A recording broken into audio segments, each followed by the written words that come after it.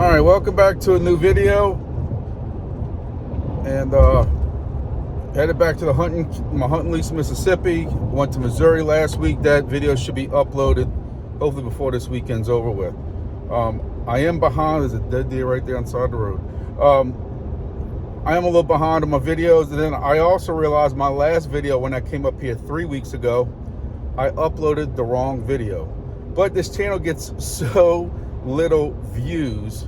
Again, this is not my main channel. My main channel is the Grumpy Dad, which is all crypto. 36,000 subscribers. I think this one's got like 4,000, maybe 5,000.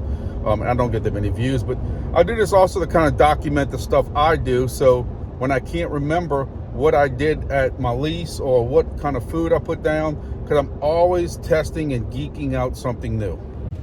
So this will not be a long video because I realize there's not a lot of people watching these videos, so there's no reason for me to go into deep explanation with them and stuff like that.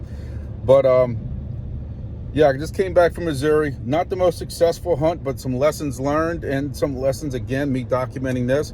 When I go back next year before that trip and I go and research by looking at the video, I know how many days I need to spend in each place, what worked and what didn't work and stuff like that. And that's kind of what this is for. I can see on camera on my son's stand, he has Rack Attack on it. If you look back 2 videos, I went back to using that. When I was in a hunting lease in Louisiana years ago, it was very, very successful. And on his stand, the deer have not touched it. On my stand, they kind of messed with it. I think after they ran out of the wildlife game treat.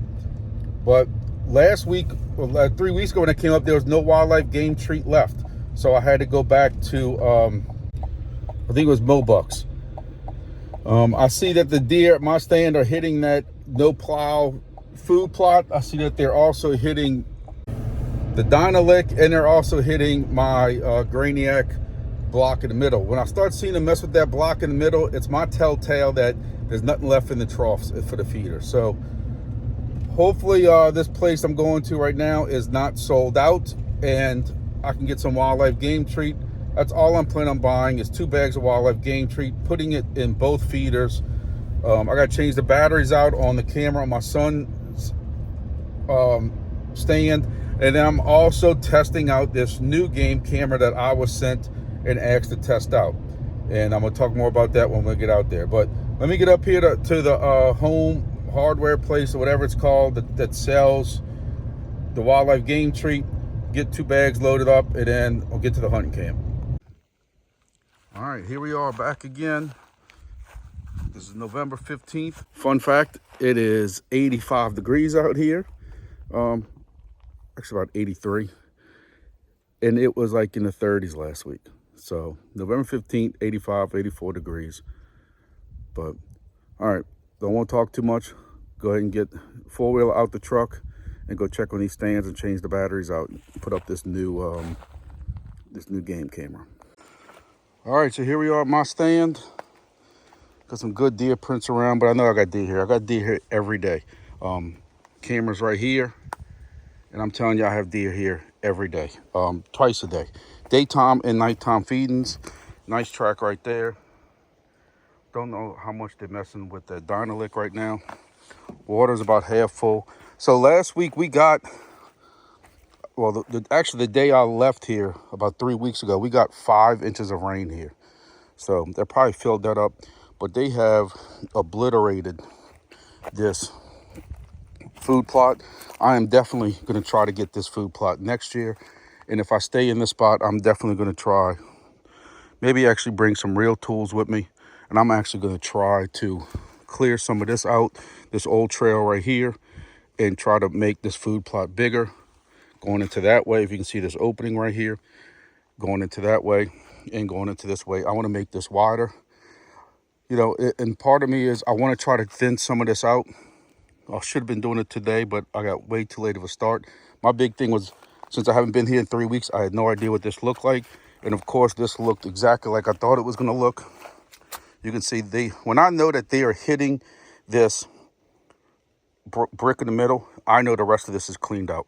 So this was the Mobucks on both sides and in the middle, cleaned it out. But I have to really figure out where I'm putting the stand at. And I, you know, really want to put it further back this way because they got an open field right here, green field. I don't know if they planted anything yet, but I got pictures last year. I put a camera on this tree right here pointing this way, and there is an old road that's the one we take with the four-wheeler that comes out of that field, and these deer come and they come this way and then or they go straight up the road right here. So I had some nice bucks that came cruising along this side right here. So, you know, there's part of me is I want to thin some of this out, but some of it I don't. I don't want these deer to get too spooked. But, you know, ideally I'd like to put a stand way further back that way. I really would like to find a good tree to put some type of tree stand in, but I don't think that's going to happen. I don't really see anything that's, you know, possible, but I still got a little time. I won't be probably hunting for another month. End of November, I'll be at another spot in Louisiana, and probably won't get started here until second week of December. The rut really kind of starts here at the end of December, so we'll see how that goes. But let me go ahead. I got wildlife game treat to put down right here, and I got to change these batteries out, and I'm going to put my new camera right here, and we'll talk about that in a second. All right, and one thing I didn't notice, but I've noticed it now.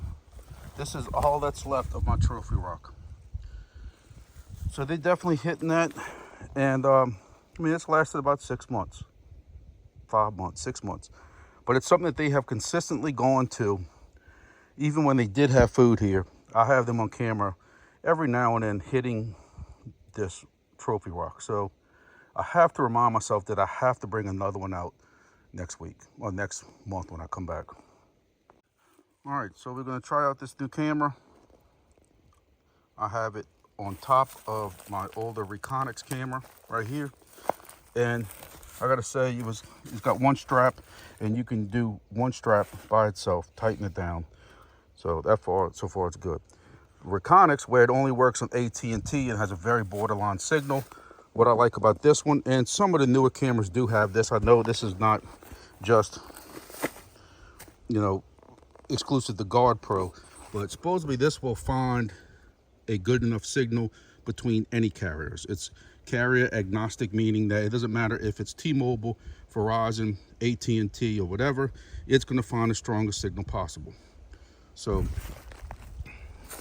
all we got to do is open it up and turn it on. And as you can see, it has the screen that comes up, and I can play back video straight from here if I want to. My time is not correct. I need to fix the time real quick, but I'm gonna go ahead and finish setting this up, and I'm gonna get the solar panel set up also.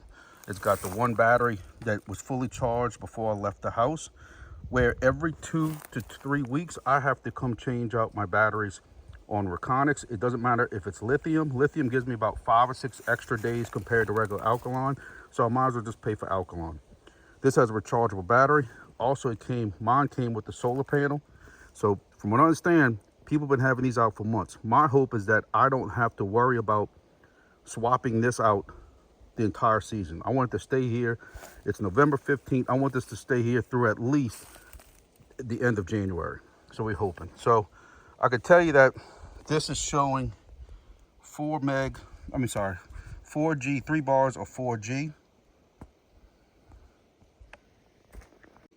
Where right now my AT&T is showing 1 bar of LTE. So you can clearly see this is probably getting signal from somebody other than AT&T right now. I don't know what Verizon has. I got rid of Verizon when every time I came to the woods, I did not have service. All right, so we have our solar panel set up, pointed towards the south.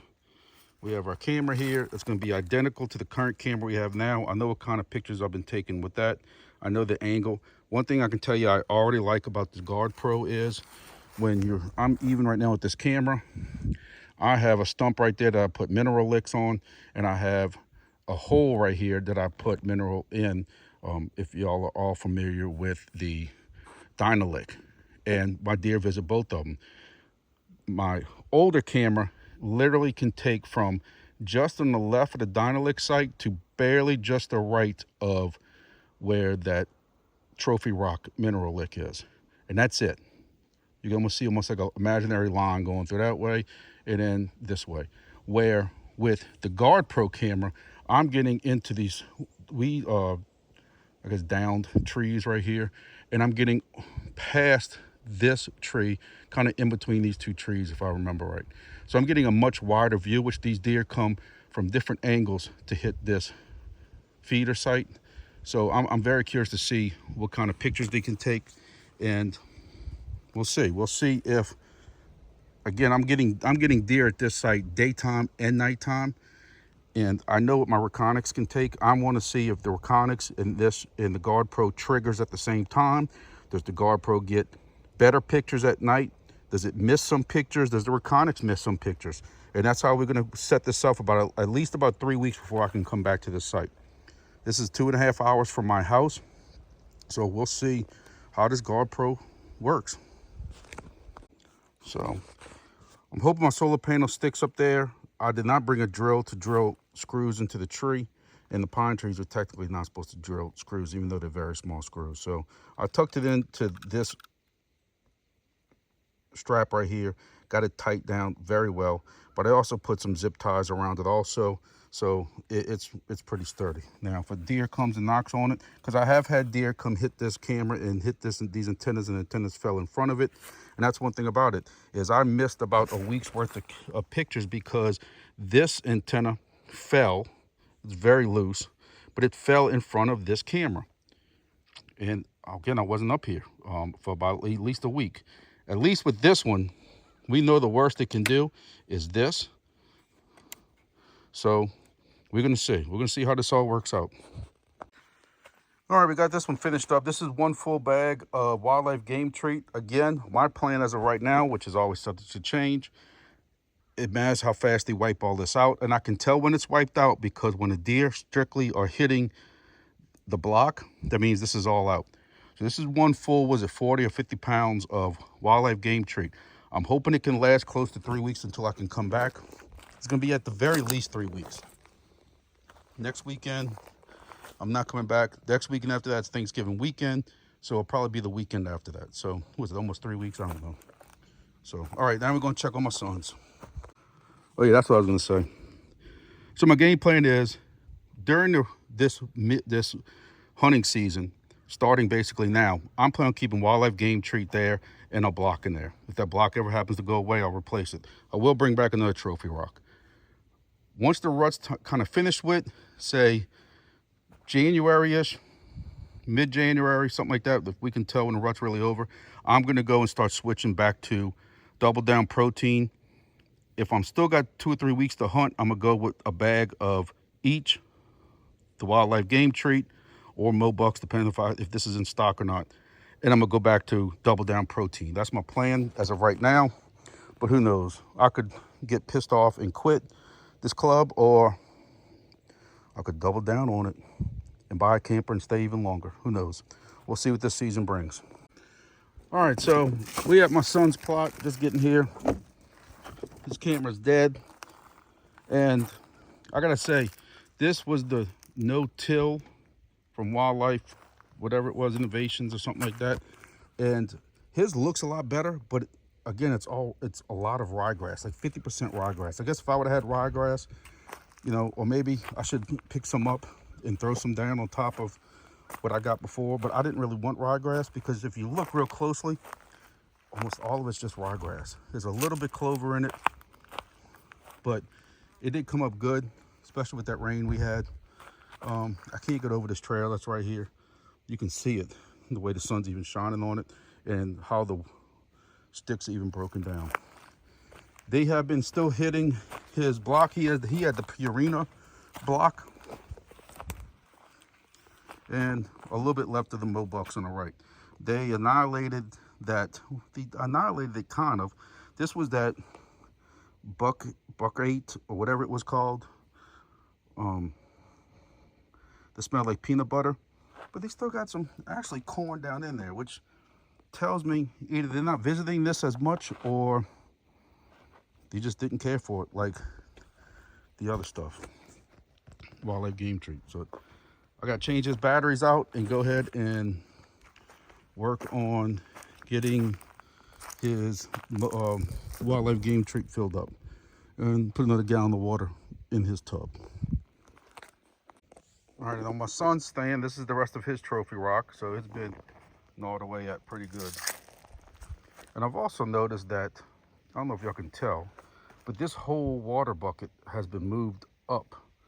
You can see where it was flat before, kind of a flat piece.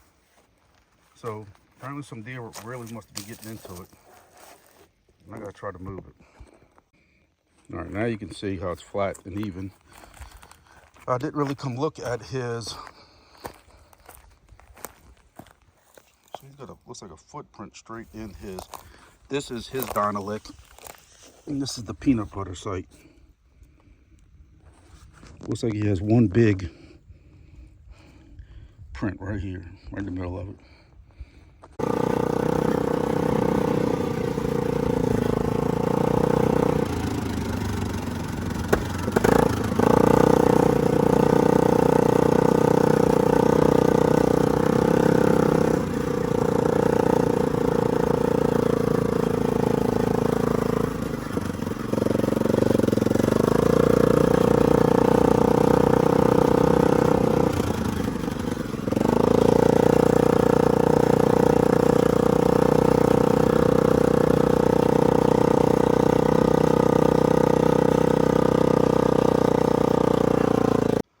All right, and you know, every time we visit our club stand, and I got my little homemade tray right here.